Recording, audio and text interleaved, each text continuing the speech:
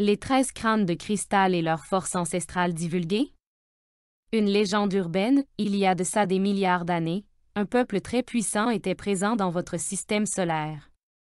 Nous disons très puissant car ce peuple avait la capacité et le pouvoir de déstructurer la matière des sphères de vie instantanément, les réduisant à néant, c'est-à-dire les transformant en vide cosmique. Cela était possible car il possédait, à l'intérieur même de ce qui les composait en énergie de vie, une particule unique que l'on nomme le thermatrion.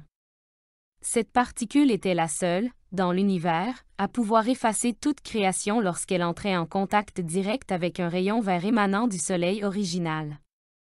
Ce rayon n'était émis que tous les 30 000 ans. Ce peuple, détenteur du thermatrion dans la composition énergétique de ses sujets, mettait en œuvre, pendant des milliers d'années, des structures organiques destinées à faire fusionner cette particule avec le rayon vert lorsque le moment serait venu. Ces êtres évoluaient dans le but de détruire les sphères de vie, créant des vides potentiellement utilisables pour étendre leurs propres énergies. Seules les sphères de vie cristallines vibrant sur des octaves au-dessus de la 10e dimension pouvaient leur résister. Ces sphères semblaient protégées, intouchables, inatteignables par l'énergie qui était dégagée de la fusion du thermatrion et du rayon vert. Ces planètes de cristal étaient alors insensibles à cette énergie qui les traversait et s'amenuisait d'elles-mêmes par la suite. Les dirigeants des grands univers ont alors décidé d'implanter, en les sphères de vie potentiellement destructibles par l'alliance du thermatrion et du rayon vert, une substance qui recréerait la ceinture de protection des sphères cristallines. Cette substance était faite à base de cristal plus rallié à une matière appelée l'ultramudeline qui lui conférait une force électromagnétique telle qu'elle pouvait contrer les rayons destructeurs. Cette substance cristalline a d'abord été implantée tout autour des noyaux des planètes à risque. Le rayonnement émis par cette substance s'étendait jusqu'à 3 km au-delà de la surface de la sphère ainsi protégée. Cependant, les êtres et gardiens de ces sphères de vie nouvellement protégées ont peu à peu découvert que la protection créée par la substance n'était que temporaire. Pour que son effet puisse perdurer jusqu'à devenir permanent, il fallait que cette substance puisse être mise en résonance vibratoire parfaite avec les êtres évoluant sur la sphère de vie devant être protégés. Cela signifie que la substance devait être fréquentiellement ajustée aux organismes vivants présents sur la planète en question. De plus, cette substance se devait d'agir sur tous les plans de la sphère d'évolution. Pour cela, cette essence cristalline devait être présente sur tous les plans, afin de vibratoirement s'allier aux êtres évoluant sur ces fréquences.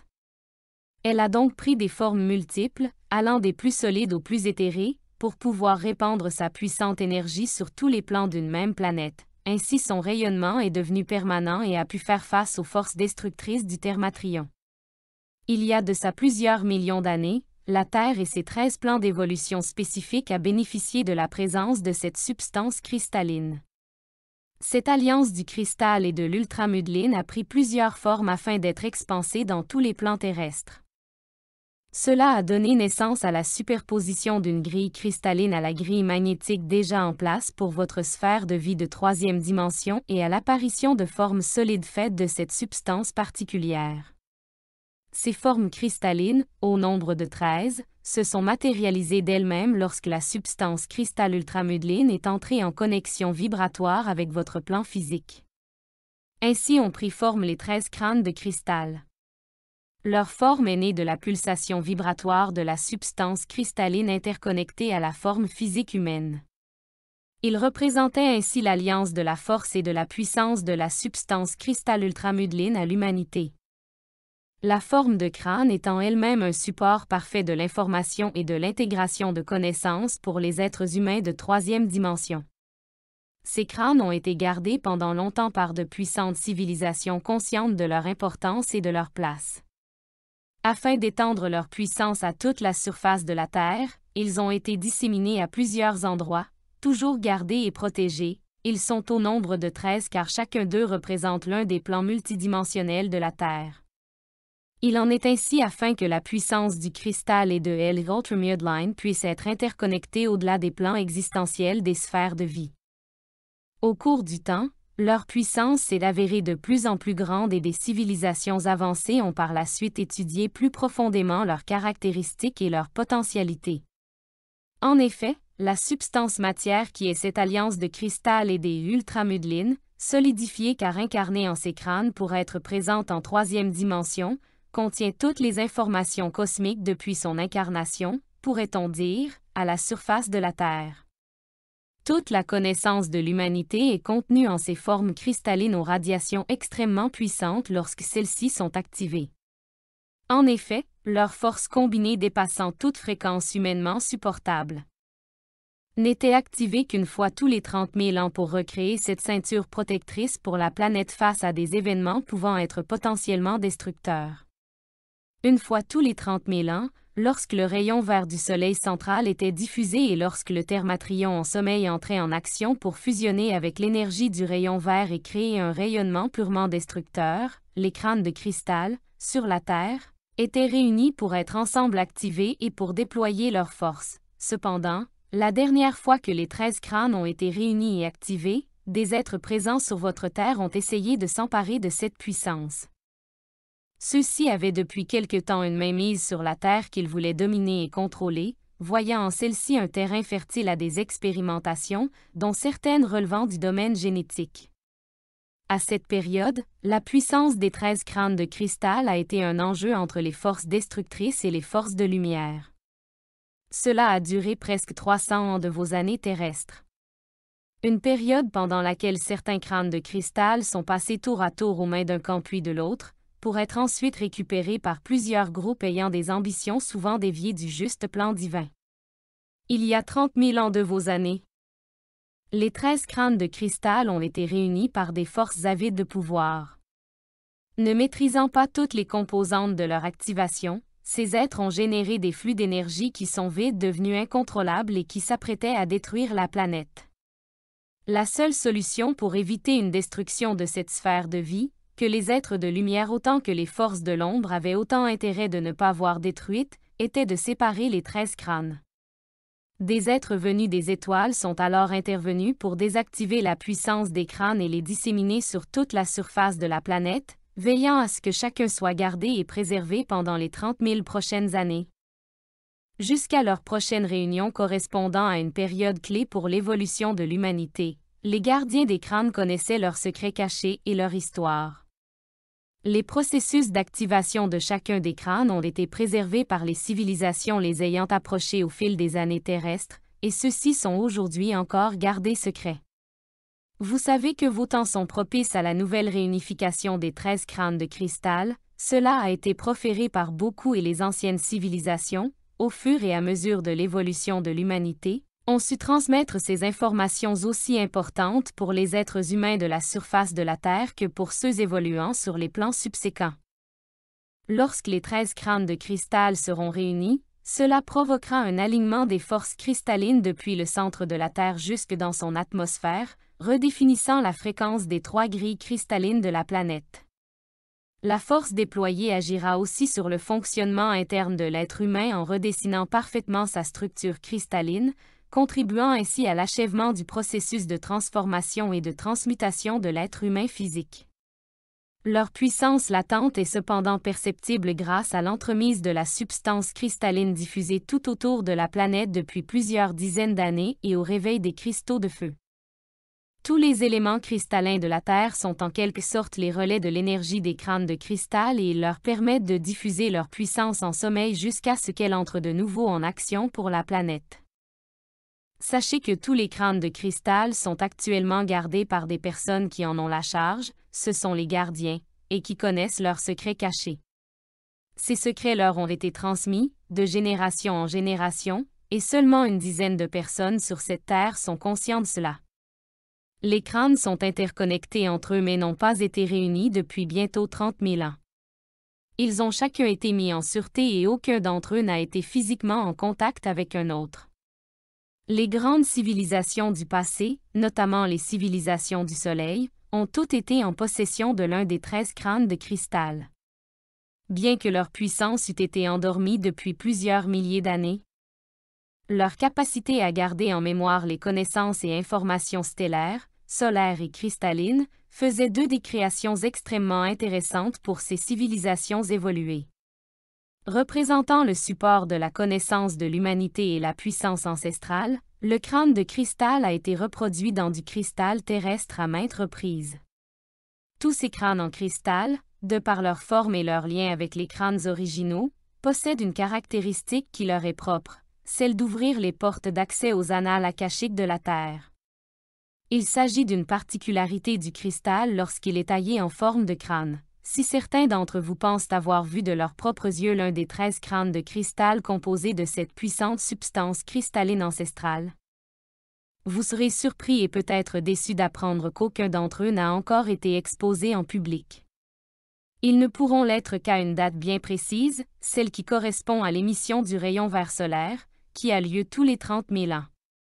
À cette date, les 13 crânes de cristal seront de nouveau réunis et activés ensemble.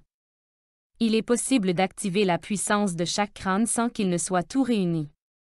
Cependant, cela est dangereux car incontrôlable par les êtres humains. La puissance activée pourrait être hautement destructive pour ceux qui s'en approcheraient, et resteraient en attente de la fusion énergétique avec les autres crânes. Cela a été expérimenté dans le passé et certains crânes ont été réactivés par des groupes d'êtres humains qui n'avaient pas totalement conscience de l'ampleur de leur acte. Certains ont tenté de maîtriser la puissance cristalline, de l'orienter selon leurs objectifs prédéfinis, mais cela a été en vain. D'autres ont réactivé le cristal en pensant qu'il s'agissait du début du processus de réunification des 13 crânes ancestraux, mais cela s'est également avéré inexact avec le temps. Les crânes ainsi réactivés se sont remis d'eux-mêmes en sommeil. Véritable conscience suprahumaine, ils sortiront d'eux-mêmes de leur long sommeil lorsque le temps sera venu. Cependant, la force ancestrale des crânes de cristal se réveille depuis quelques années et ceux-ci ont commencé leur processus d'activation, bien qu'ils ne soient pas encore réunis. Les 13 crânes de cristal sont tout numérotés, pourrions-nous dire, et chacun d'entre eux a sa place au sein d'un cercle sacré qui se trouve en un lieu encore inconnu pour vous. Il s'agit d'un ancien sanctuaire atlante. Ce cercle sacré a soigneusement été préparé par le peuple atlante qui connaissait l'histoire de l'humanité et sa destinée. Chaque grande civilisation a été en contact avec l'un des crânes originaux et celui-ci leur a enseigné la façon dont l'humanité devra reproduire le mécanisme d'activation des 13. C'est ainsi que les connaissances se sont perpétuées au travers des âges. Les Atlantes ont construit le sanctuaire et ce lieu sera bientôt redécouvert. Les Égyptiens, gardiens de la connaissance solaire, ont recueilli les informations nécessaires à la reconstitution du mécanisme d'activation de la puissance cristalline des crânes. Grâce à la fusion de l'énergie solaire et de l'énergie cristalline, le 12 sacré pourra fusionner. Le 13, élément central, engendrera la puissance et la force du cristal en agissant en tant que cristal central régénérateur. Lorsque les 13 crânes de cristal seront réunis, les portes d'un nouveau monde s'ouvriront aux hommes de la Terre. Cette date correspond à un événement qui n'a lieu que tous les 30 000 ans et déterminante pour l'évolution future de l'humanité. Si les crânes sont réunis par les forces d'involution de la planète, ce qui est une des possibilités parmi les multiples potentialités d'évolution à venir, cela signifie que l'humanité entrera dans un cycle apocalyptique qui durera plusieurs milliers d'années. Si, au contraire, les crânes originaux sont réunis par les forces de lumière présentes sur la planète, alors un ordre de paix durable sera instauré pour l'humanité et le nouveau monde sera à l'image de ce dont vous rêvez en termes d'accomplissement et d'épanouissement général. Sachez que toutes les potentialités sont encore latentes.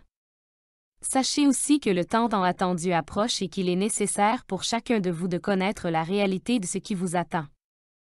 Les 12 crânes réunis dans un ordre bien précis au sein du cercle sacré Atlante qui les attend depuis des milliers d'années reflèteront en même temps la lumière du soleil et celle de la lune.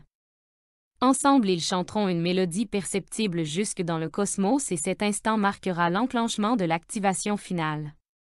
Le 13e crâne sera ensuite placé au centre des 12. De sa radiance bleutée, il engendrera une fréquence qui s'expansera à chacun des crânes, réveillant en eux la puissance de l'ultramudeline pour créer, en alliance avec le cristal pur, un rayon irradiant sur toute la surface de la Terre et bien au-delà. C'est cette fréquence qui crée la ceinture de protection. Lorsque celle-ci est activée, L'énergie peut être dirigée à des fins constructives si la réunion des crânes est ordonnancée par des forces de lumière. Le cristal se chargera alors de manifester les intentions les plus pures de la mémoire collective et les créations les plus lumineuses des formes pensées générées par les êtres humains depuis des milliers d'années. Si la réunion des crânes est ordonnancée par des forces involutives, le cristal se chargera de manifester les désirs de pouvoir et de domination ainsi que les formes pensées les plus basses émises par les êtres humains et contenues dans l'inconscient collectif. Vous êtes en train de vivre l'une des périodes charnières pour votre humanité. Vous êtes en train d'expérimenter l'un des moments déterminants pour la destinée de l'être humain du futur.